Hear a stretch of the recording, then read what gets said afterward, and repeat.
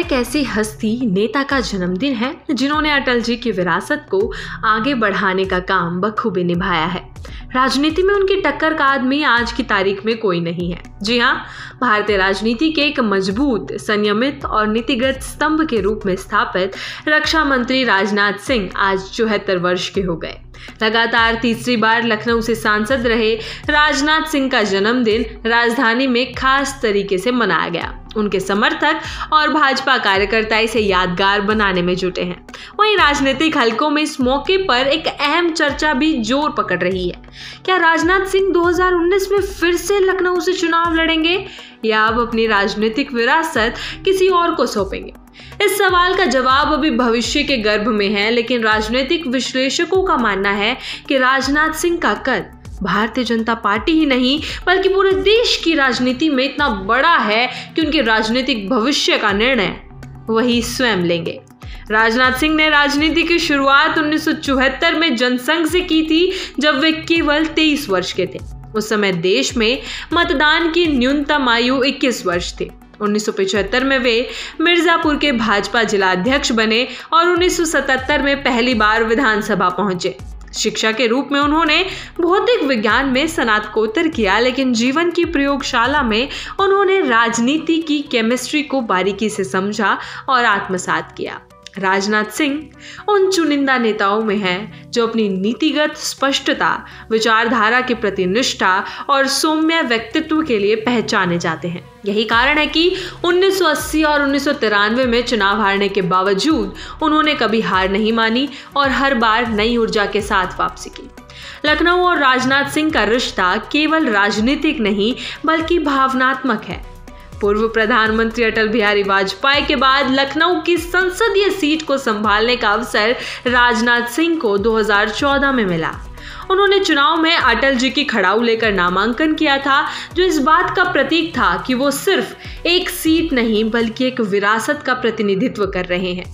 राजनाथ सिंह आज भी हर सार्वजनिक मंच से अटल जी को याद करना नहीं भूलते। उनका मानना है कि लखनऊ के लोगों की अपेक्षाएं सिर्फ एक सांसद से नहीं बल्कि एक मार्गदर्शक और सेवक से है। राजनाथ सिंह के प्रतिनिधि और सेवानिवृत्त IAS अधिकारी दिवाकर त्रिपाठी के अनुसार उनके संसदीय कार्यकाल में लखनऊ में 40,000 करोड़ रुपए से अधिक के विकास कार्य हुए हैं।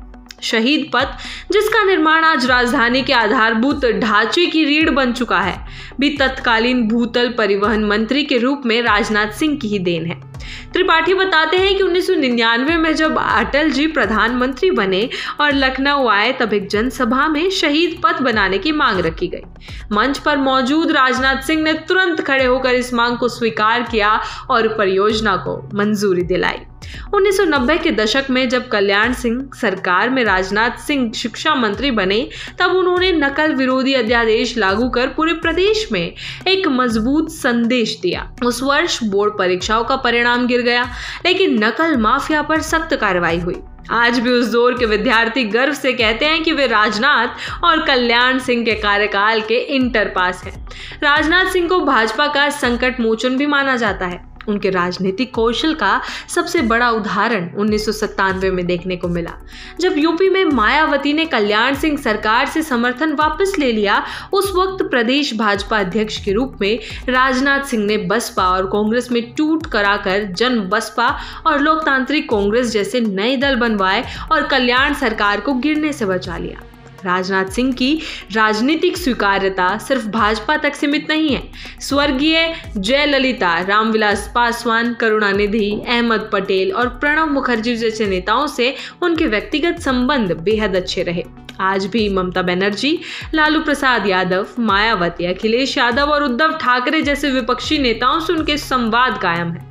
भाजपा को जब भी किसी विपक्षी दल से बातचीत करनी होती है, राजनाथ सिंह एक भरोसेमंद चेहरा बनकर सामने आते हैं।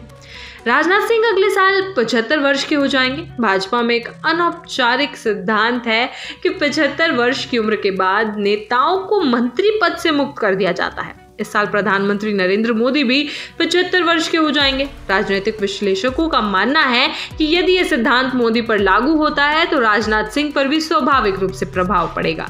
हालांकि भाजपा में इस नियम को कभी भी कठोर रूप से लागू नहीं किया गया है और अपवाद भी देखने को मिले हैं। राजनाथ सिंह जैसे नेता जिनका अनुभव, संतुलन और कूटनीति की समझ पार्टी के लिए अत्यंत मूल्यवान है, उनके लिए अपवाद बनाए जाना असंभव नहीं। राजनाथ सिंह का राजनीतिक सफर एक आदर्श का उदाहरण है। उन्होंने विधायक से लेकर मुख्यमंत्री, शिक्षा मंत्री, भाजपा अध्यक्ष, गृह मंत्री और रक्षा मंत्री जैसे पदों को गरिमा और दक्षता के साथ निभाया है। उनके जैसे नेताओं के लिए चुनावी राजनीति में बने रहना या संगठन में कोई भूमिका निभाना, दोनों ही विकल्प समान रूप से महत्वपूर्ण है।